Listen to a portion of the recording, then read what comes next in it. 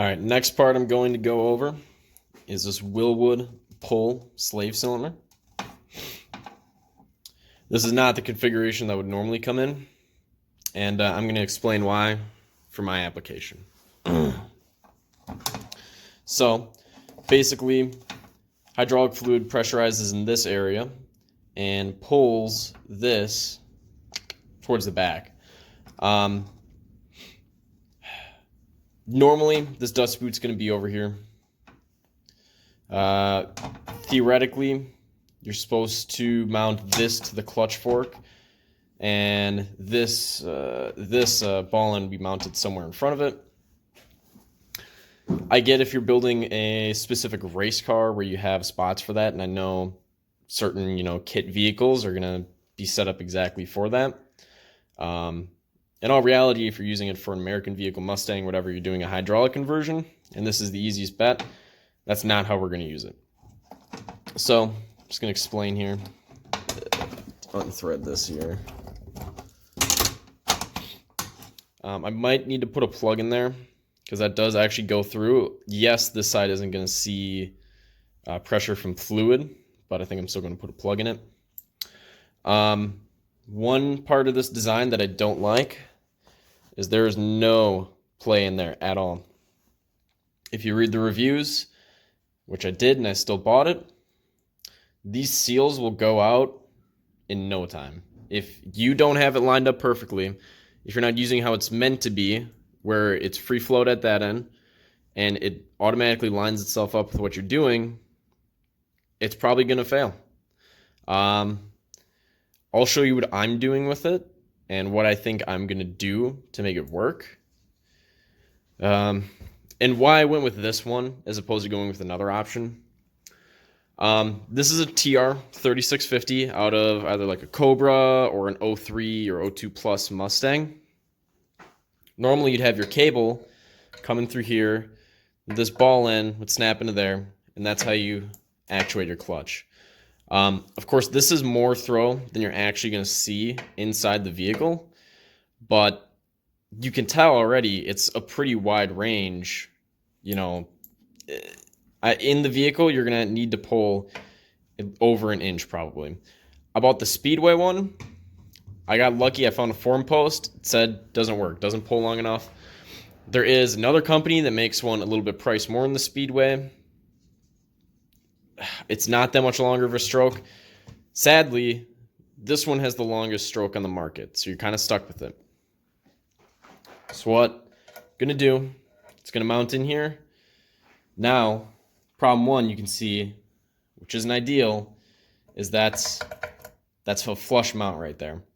Guys have used it. They say it works fine, but I can tell right now it's going to fail immediately.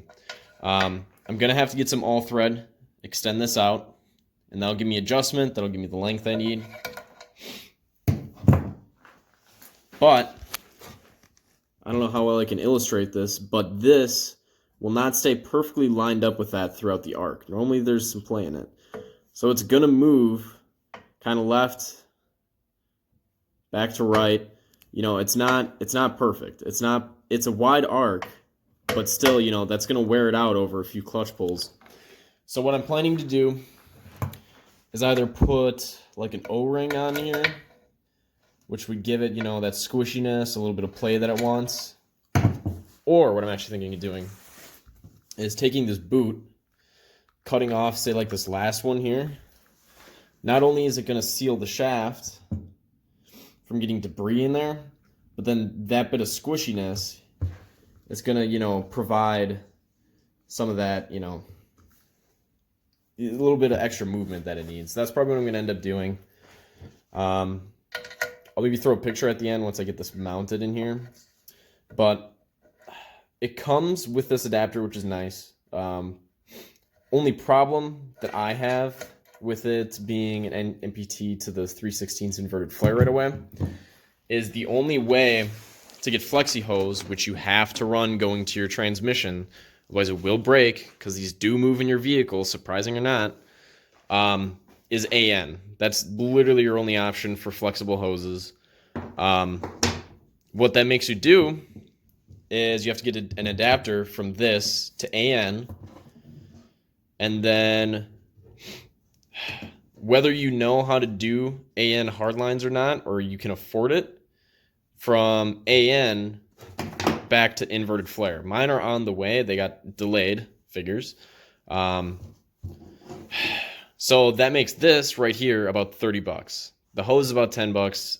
Each fitting is like $5. It's fucking annoying. I wish there were better options for this, but obviously either this is the only way to do it or people just haven't figured it out. I went with, I think this is like an 18-inch. I figure that'll give me some room, some flexibleness, where that's a safe angle right there. And then that'll go into the body of the car. You could honestly probably go shorter, but I just didn't want to have a short hose and then have to do like a straight 90 with it. That doesn't seem like that would be ideal to me. So that's a little bit of a rant, but you could probably pull this adapter out and do an NPT to AN, which I never even thought of. I'm kind of dumb. You could screw this onto there, and then you just have to figure out from there to your slave cylinder, which I'm doing the 3/4 inch. This is what's recommended. This is what you should use. I don't see why you'd want to use any bigger. This should give you a good clutch pull with this. You may look and be like, oh, this is a 7/8 bore. It's bigger than 3/4. Talk to a Wilwood rep. It's because this shaft takes up so much of the area in there. This 3/4 is all you need. It's all you'll never need for the slave cylinder. So that's pretty much the end. I don't know if I really have much else to go out with this. That's obviously the bleeder there. Should be pretty accessible in the vehicle. I just hope it doesn't wear out. If it does, I'll post an update. Maybe try and figure something else out. It just sucks because the only other option is that one company that makes an hydraulic throwout bearing, which I believe how it works, if I'm not mistaken, would just slip on this shaft here and then kind of does what this whole mechanism does. It just pushes out, kind of. If you have the newer version of the TR, which the transmission's harder to service and has the really dumb shifter on the back, then that comes the hydraulic. You don't have to worry about any of this. Like, this isn't even a problem. You just unscrew the little fitting on the hydraulic slave. You put in whatever you need, run a flex hose out, wham, bam, thank you, ma'am, you're all done. So yeah, this is kind of what I'm going through. I'm going to give it a shot, all in the sake of manual brakes and nice hydraulic clutch. I fucking hate cables. So much easier, so much nicer feel, so much more reliable. Except, oh no, okay, yeah, but that's what I'm doing, so figured I'd just show you what I'm doing quick.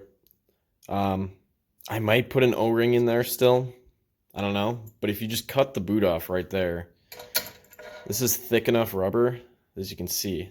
That's perfect. That's going to give you just the right amount of play that you need. I would worry about the shaft hitting there. So yeah, I might still put an O-ring in there. Just the shaft doesn't, set down in here. But otherwise, if you have pressure on it, I'm assuming that's perfect right there. I'd say that would work great. Yeah, even pressure. And that's more than enough than you'll need. So I'd say cut the boot off. You want to put some kind of rubber in between there. It's got to be able to move. Otherwise, it's just going to break.